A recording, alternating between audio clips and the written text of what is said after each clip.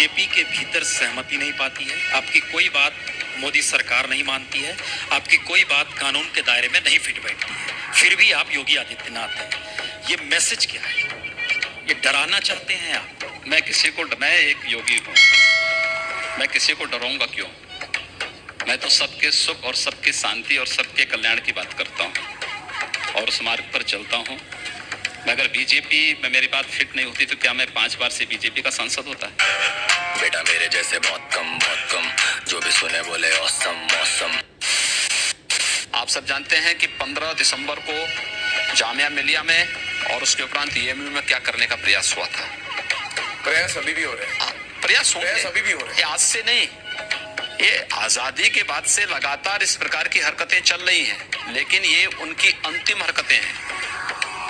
ये मान के चलिए कि जब कोई दीप बहुत तेजी से फड़फड़ाता है तो ये मान के चलिए कि उसका बुझने का समय आ गया है।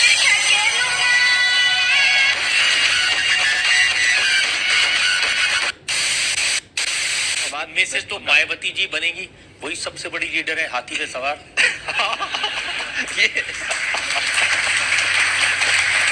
लेकिन हाथी साइकिल के ऊपर चढ़ेगा तो साइकिल की क्या दुर्गति होनी है, तो पंचर होना ही होना है।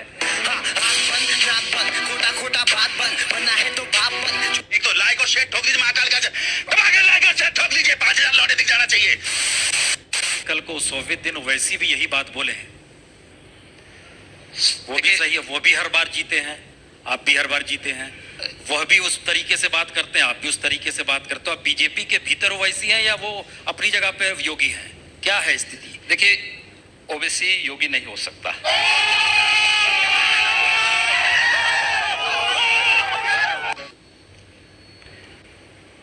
नंबर 1 बात। दूसरा, यह देश संविधान से चलेगा, शरीयत से नहीं। मुझे लगता है इस देश के हर नागरिक को इस बात को तय करना होगा। ओबीसी जैसे लोग देश की व्यवस्था को संकीर्ण दायरे में कैद करके रख देना चाहते हैं। वो हर गोरखते हैं। देखिए, दोनों चीजें से जीतते आए हैं, मुझसे जीतते नहीं आए। नागरिकों के आप उल्लंघन कर रहे हैं। जैसे जितना निष्पक्ष चुनाव गोरखपुर में होता है, उतना निष्पक्ष चुनाव हैदराबाद में होगा तो ओबीसी की जमानत जब्त हो जाए। बेटा मेरे जैसे बहुत कम जो भी सुने बोले औसम मौसम। आप ये जो बात बोलते हैं कि हिंदू युवा बानी बंदूक बांटेगी, आप ये बोलते हैं। मेरा ये वक्तव्य नहीं, लेकिन अगर रक्षा के लिए आवश्यक होगा तो बांटना चाहिए।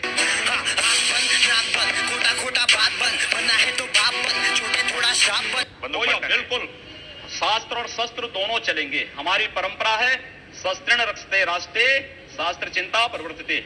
हम दोनों को साथ लेकर के चलेंगे।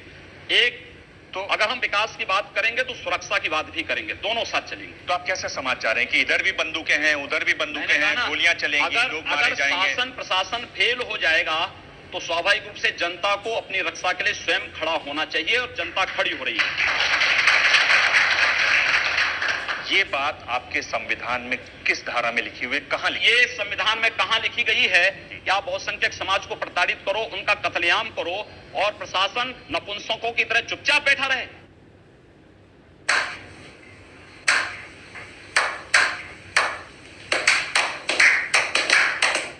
ये कहां लिखा गया है? योगी जी, अगर न्याय पाने का अधिकार किसी एक जाति और मजहब को है तो बहुसंख्यक समाज को भी है। देखिए आप नाराज हो गए। नाराज नहीं हो रहा हूं मैं इस बात को कह रहा हूं कि संविधान किसी जाति किसी मजहब को भी छूट नहीं देती है कि उस सरेआम कत्लेआम करें या एक वर्ग विशेष को पलायन करने के लिए मजबूर कर दे।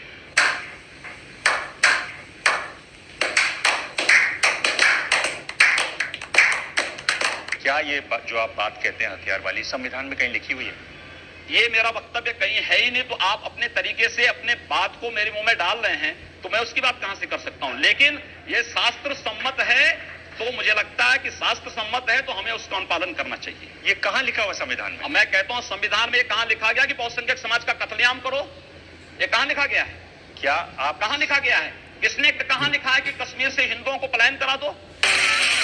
तेरा बाप कश्मीरी पंडितों को मार डालो? ये संविधान में कहां लिखा गया है? क्या आप एक सवाल का जवाब सवाल से देंगे? आपके पास सीधा जवाब नहीं है। मैं इसीलिए आपके सवाल ही इस प्रकार के हैं कि उस पर सवाल करना आवश्यक हो जाता है।